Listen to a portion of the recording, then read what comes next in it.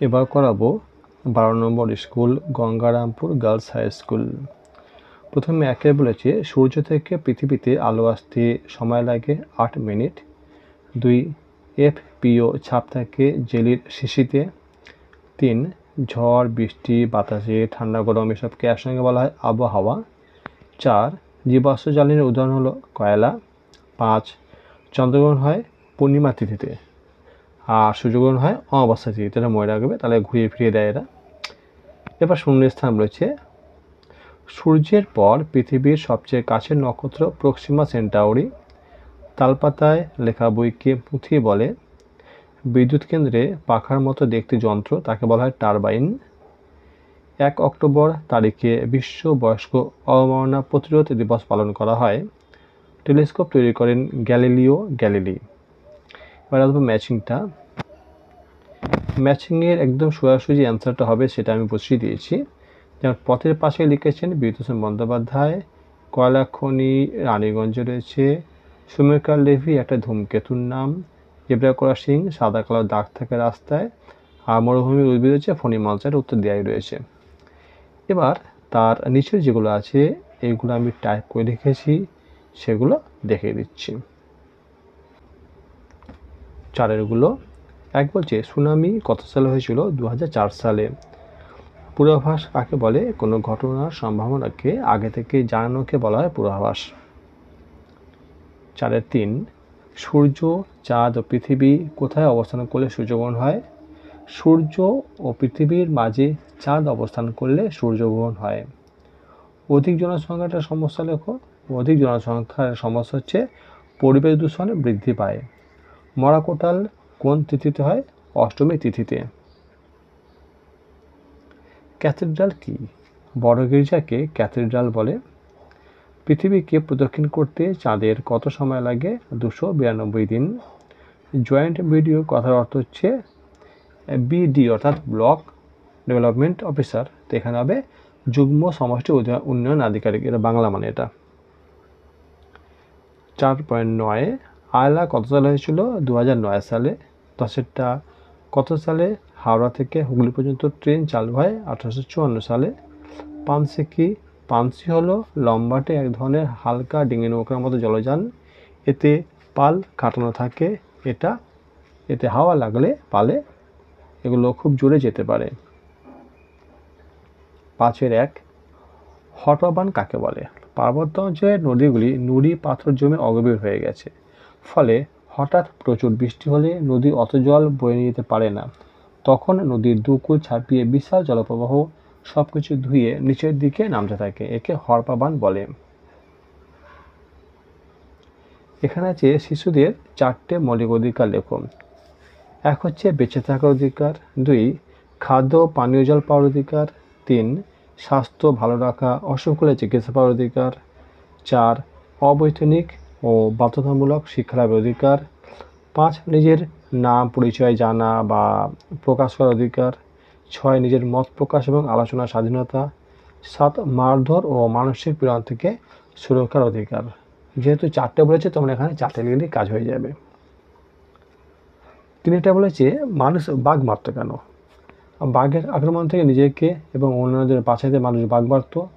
তবে বন্দুক দিয়ে বাঘ মেরে সেই ছবি ঘরে টাঙিয়ে রাখত নিজের বীরত্ব দেখানোর জন্য। আবার অনেকে বাঘের চামড়া দেওয়ালে টাঙানোর জন্য বাঘ মারত। আগেকার দিনে রাজারা বনের হাতিকে গুরুত্ব দিত কেন? হাতি রাজার সেনাবাহিনীতে কাজে লাগতো আর হাতি যুদ্ধের কাজে ব্যবহার করা হতো। তাছাড়া বন থেকে অনেক মূল্যবান কাঠও পাওয়া যেত, যেগুলো হাতি বয়ে নিয়ে আসতো, তাই হাতির গুরুত্ব দিত। ঘূর্ণিঝড়ের 12 ঘন্টা 26 মিনিট পরে কেন মুখ্য জোয়ার হয়? পৃথিবী নিজ অক্ষের চারপাশে ঘুরছে এবং চাঁদ পৃথিবীর চারপাশে ঘুরছে। পৃথিবী নিজ অক্ষের চারপাশে এক পাক ঘুরে 24 ঘন্টায়, তাই পৃথিবীর যে অংশে চাঁদের আকর্ষণে মুখ্য জোয়ার হয় সেই অংশে 24 ঘন্টা পরে আবার মুখ্য জোয়ার হওয়ার কথা। কিন্তু এই 24 ঘন্টায় চাঁদ কিছুটা পথ এগিয়ে যায়, এর ফলে মুখ্য জোয়ার ঘটে স্থানটি চাঁদের সামনে আসতে আরও 52 মিনিট সময় নেয়। এই কারণে দুটি মুখ্য জোয়ার যে আছে, মুখ্য জোয়ারের মধ্যে সময় ব্যবধান হচ্ছে 24 ঘন্টা 52 মিনিট। এবং মুখ্য জোয়ারের সঙ্গে গৌণ জোয়ারের যে ব্যবধান সেটা হচ্ছে 12 ঘন্টা 26 মিনিট। ওকে, সপ্তমী ও অষ্টমী তিথিতে জোয়ারের জল বেশি ওঠে না, এই জোয়ারকে কি বলে? একে বলে মরা জোয়ার বা মরা কোটাল। বলছে কৃষ্ণ ও শুক্লপক্ষের অষ্টমী তিথিতে পৃথিবীর সঙ্গে চাঁদ ও সূর্যের সমকোণ অবস্থানের ফলে যে কম প্রাবল্যে জোয়ার সৃষ্টি হয় তাকে মরা জোয়ার বলে। আর রাস্তায় চলার সময় তুমি কি কি সতর্কতা অবলম্বন করবে? এক হচ্ছে সবসময় ফুটপাথ দিয়ে হাঁটা, হেঁটে রাস্তা পার হতে গেলে সিগন্যালের সবুজ মানুষের ছবি উঠলে তবেই জেব্রা ক্রসিং দিয়ে রাস্তার ওপারে যাওয়া। 3 ফুটপাথ 3 রাস্তার বাম দিক দিয়ে সাবধানে হাঁটা। 4 রাস্তায় হাঁটার সময় অভিভাবকদের বাম দিকে থাকা। 5 রাস্তা পার হওয়ার সময় মোবাইল ফোন ব্যবহার না করা, তাতে কথা না বলা বা গান না শোনা। 6 রাস্তা পারাপারের জন্য ফুটব্রিজ বা সাবওয়ে থাকলে ব্যবহার করা। 7 রাস্তায় অন্যমনস্কভাবে না চলা বা রাস্তায় ছোটাছুটি না করা। বন্ধুদের সঙ্গে গল্প করতে করতে অসতর্কভাবে রাস্তায় না হাঁটা। রেলগেট বা লেভেল ক্রসিং খোলা থাকলে তবেই সেখান দিয়ে রেল লাইন পার হওয়া উচিত। বাঁকের মুখে সব দিক ভালোভাবে দেখে তবেই রাস্তা পেরোতে হবে। আর লাস্ট হচ্ছে রাস্তা পার হওয়ার সময় কোনো আড়াল থাকলে সে স্থান দিয়ে পার না হওয়া উচিত।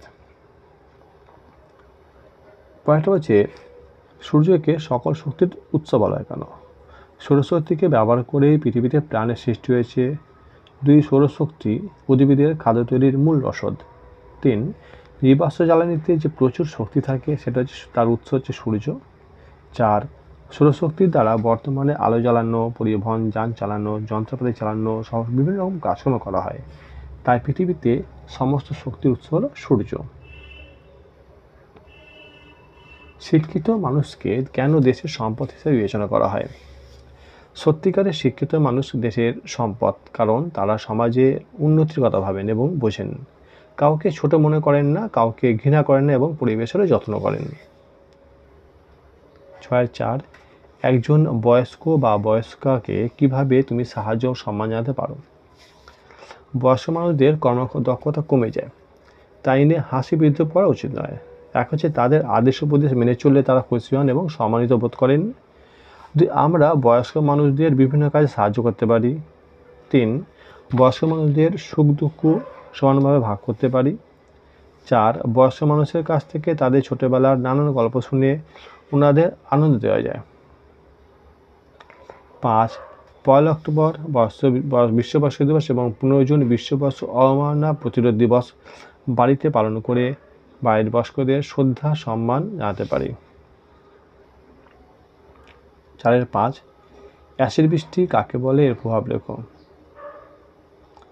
বৃষ্টির জল বায়ুতে অবস্থিত বিভিন্ন বিষাক্ত গ্যাসের সঙ্গে মিশিয়ে অ্যাসিড সৃষ্টি করে যে ভূপৃষ্ঠে ঝরে পড়ে, একে বলে অ্যাসিড বৃষ্টি বা অম্ল বৃষ্টি।